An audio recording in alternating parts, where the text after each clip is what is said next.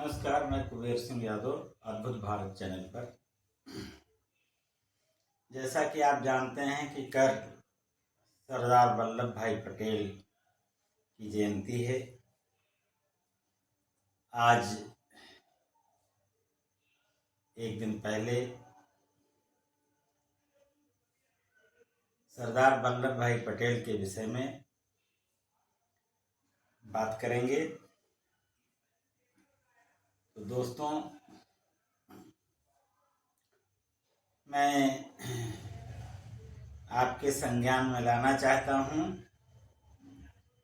कि सरदार वल्लभ भाई पटेल का पूरा नाम वल्लभ भाई झावेर भाई पटेल उनका नाम था और वो सरदार पटेल के नाम से जाने जाते थे। उन्हें लौह पुरुष भी कहा गया। तो जहाँ तक मेरी जानकारी है कि 31 अक्टूबर 1875 को सरदार वल्लभ भाई पटेल का जन्म नाडियाद गुजरात में हुआ था। उनकी माता का नाम लाडवा देवी और पिता झावेर भाई पटेल थे।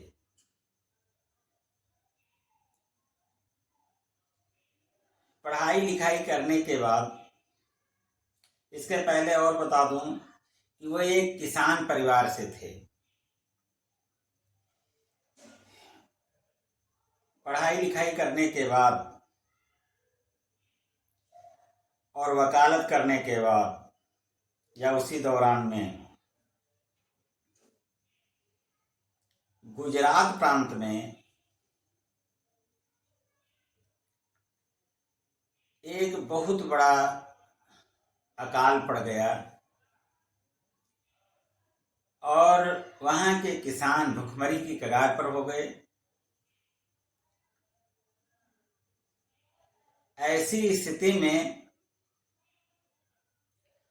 अंग्रेज शासक जो थे उनसे टैक्स ज़्यादा लेते थे, लागान ज़्यादा लेते थे, यानी भूमि कर,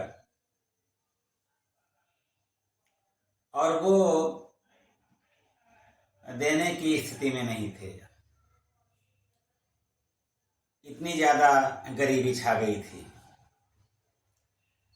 ऐसी स्थिति में सरदार पटेल नेहरू जी के नेतृत्व में गुजरात में एक खेड़ा जिला है, वहां पर बहुत बड़ा सत्याग्रह आंदोलन किया और किसानों को उत्साहित किया कि वो अंग्रेजों को टैक्स न दें। यही खेड़ा में सत्याग्रह हुआ और ये खेड़ा आंदोलन के नाम से जाना जाता है इतिहास में। तो एक तो बात ये, और दो एक बातें और छोटी छोटी मैं बताऊंगा कि जब भारत स्वतंत्र हुआ तो नेहरू जी के मंत्रिमंडल में सरदार पटेल उप प्रधानमंत्री बने और गृह मंत्री का उनको कार्यभार सौंपा गया। उस समय हमारे देश में लगभग 600 रियासतें थीं। लगभग इसलिए कह रहे हैं कि इतिहास में इसका ठीक से प्रमाण नहीं मिलता है। कहीं 562, कहीं 560, कहीं 575, इस तरीके से अलग अलग चीजें मतलब इतिहास में मिल रही हैं। तो लगभग 600 के आसपास थी।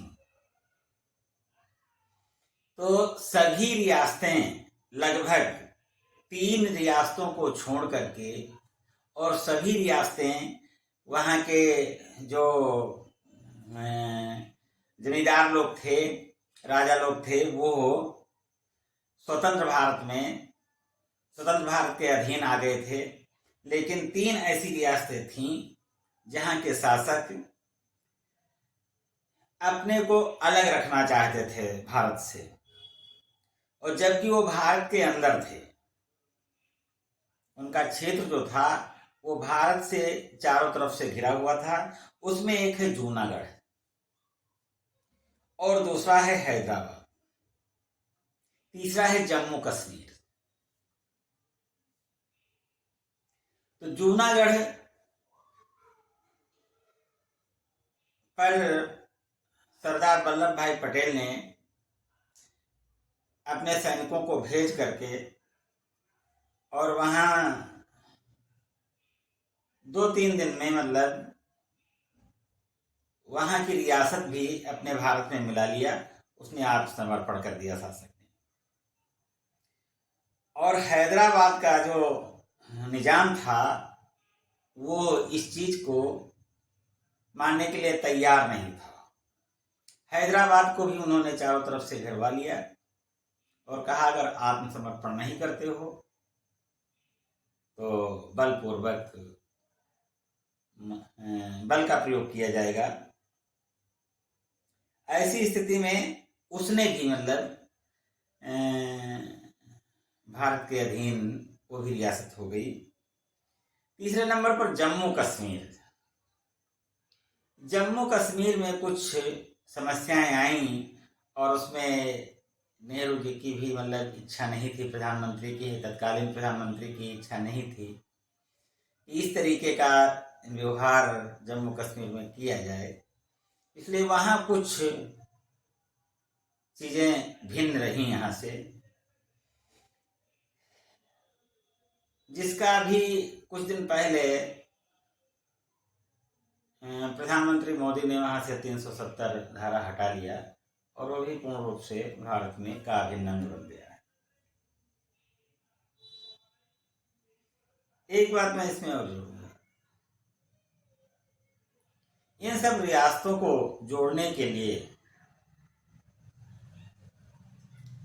जो अथक प्रयास, साहसिक प्रयास सरदार वल्लभ भाई पटेल ने किया, इसी वजह से उनका नाम लौह पुरुष पड़ा। और 31 अक्टूबर अब राष्ट्रीय एकता दिवस के रूप में मनाया जा रहा है। उसके पीछे यही कारण है कि पूरे राष्ट्र को उन्होंने एक किया था, सबको मिला लिया था। इसलिए ये राष्ट्रीय एकता दिवस के नाम से प्रचलित हुआ और यही उनको सच्ची श्रद्धांजलि है सरदार वल्लभ भाई पटेल को। उनकी आज मतलब जो पुण्यतिथि कल होने वाली है, वो जनतिथि जो कल होने वाली है मनाई जाएगी, वो एक ऐतिहासिक होगी।